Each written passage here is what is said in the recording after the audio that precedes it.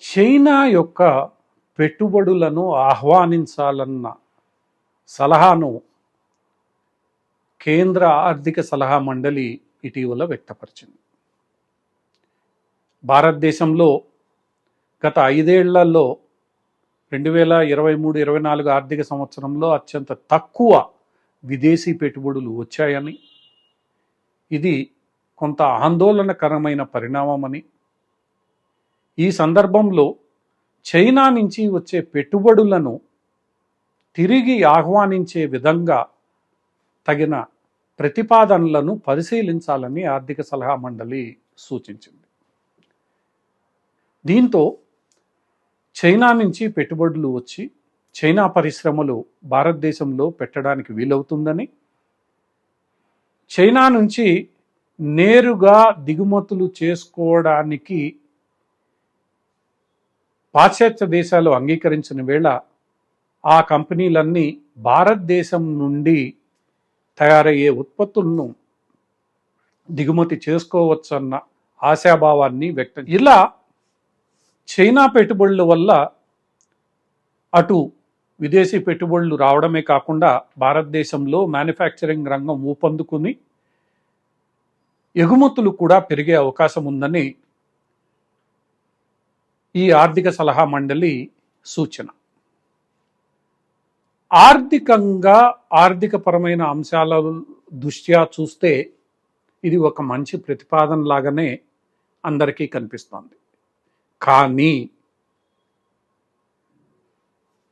స్ట్రాటజిక్గా రక్షణ రంగానికి సంబంధించి దేశ రక్షణ కోణంలో చూస్తే మాత్రం ఈ ప్రతిపాదన ఏమాత్రం సమర్థనీయం కాదేమోనన్న అభిప్రాయం రక్షణ రంగ నిపుణులలో వ్యక్తమవుతోంది.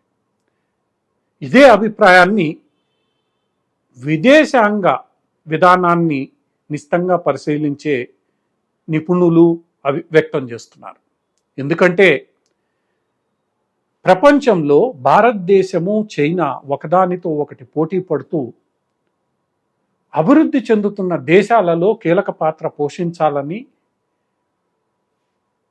ఆ దృష్ట్యా భారతదేశాన్ని ఎదగనీయకుండా చైనా ఎన్నో కుట్రలు పన్నుతోందనేది ఈరోజు విదేశాంగ నీతిని నిశితంగా పరిశీలించే ప్రతి విశ్లేషకుడికి తెలిసిన విషయమే. ఇక రక్షణ రంగానికి సంబంధించి చూస్తే చైనా అటు అరుణాచల్ ప్రదేశ్ నుండి లడాక్ వరకు సరిహద్దుల్లో విపరీతంగా తన సైన్యాన్ని మోహరిస్తోంది. ప్రతి 5-6 రోజులకు ఒకసారి ఏదో ఒక సరిహద్దులో మన సైన్యంతో చైనా సైన్యం కొంత గందరగోళ వాతావరణాన్ని సృష్టించే రీతిలో వ్యవహరిస్తోంది. ఇటు రక్షణ పరంగాను దౌత్య పరంగాను చూస్తే ఈ ప్రతిపాదన భారతదేశానికి ఏమాత్రం అనుకూల యోగ్యం కాదని నిపుణులు అభిప్రాయపడుతున్నారు. ఎందుకంటే ఇటీవల కాలంలో చైనా ఇదే ఆర్థిక శక్తిని అడ్డం పెట్టుకొని చాలా దేశాలలో నౌకా కేంద్రాలను, అలానే రైల్వే నిర్మాణ కాంట్రాక్టులను లేదా మరొక మౌలిక సదుపాయాల కాంట్రాక్టులను చేజిక్కించుకొని ఆ దేశాలకు రుణాల రూపంలో నిధులు అందించి ఆ దేశాలను ఆర్థిక సంక్షోభంలో నెట్టివేసిందనే విషయం అందరికీ తెలిసిందే. మన చుట్టూ సరిహద్దుల్లో ఉన్న శ్రీలంకలో ఏం జరిగిందో మనకు తెలుసు, బంగ్లాదేశ్లో ఏం జరిగిందో తెలుసు, అలానే ఈ మాల్దీవుల్లో ఏం జరిగిందో తెలుసు. ఇక ఆఫ్రికాలోని కొన్ని దేశాలైతే ఇప్పటికే చైనాతో గందరగోళంగా ఏం చేయాలనో అర్థం కాని పరిస్థితిలో ఉన్నాయి. ఇటువంటి స్థితిలో ఈరోజు మన ఆర్థిక సలహా మండలి ఇలాంటి సూచన ఇవ్వడం దేనికి సంకేతం అని భావించాలనో అర్థం కావట్లేదనేది ఈ రక్షణ రంగ నిపుణుల, విదేశాంగ నిపుణుల అభిప్రాయం. ఆర్థికంగా లేదా ఆర్థిక రంగానికన్నా దేశ రక్షణ ఎంతో ప్రాధాన్యత కలిగిన అంశమని, ఈరోజు కాకపోతే రేపు ఎఫ్డిఐలు వస్తాయి, ఈరోజు కాకపోతే రేపు మన దేశాన్ని నెమ్మదిగా ఒక మ్యానుఫ్యాక్చరింగ్ హబ్గా మనం తీర్చిదిద్దుకోగలమని, ఈరోజు దానికోసం మనం చైనా మీద ఆధారపడితే మాత్రం మన గొయ్యి మనమే తవ్వుకున్నట్లు అవుతుందని వీరందరి అభిప్రాయం.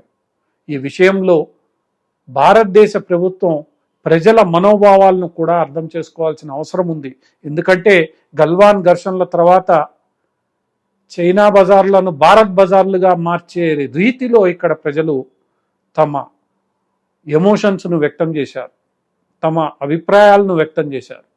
అలాంటి పరిస్థితుల్లో ఏదో పెట్టుబడులు వస్తాయని, ఆ పెట్టుబడులు వస్తే తాము ఎక్కువ విదేశీ పెట్టుబడులు సాధించామని చెప్పుకోవడానికి ఉపయోగపడుతుందని కానీ ప్రభుత్వం భావిస్తే మటుకు ఈ ప్రభుత్వంపై వ్యతిరేకత కూడా ఏర్పడే ప్రమాదం లేకపోలేదు.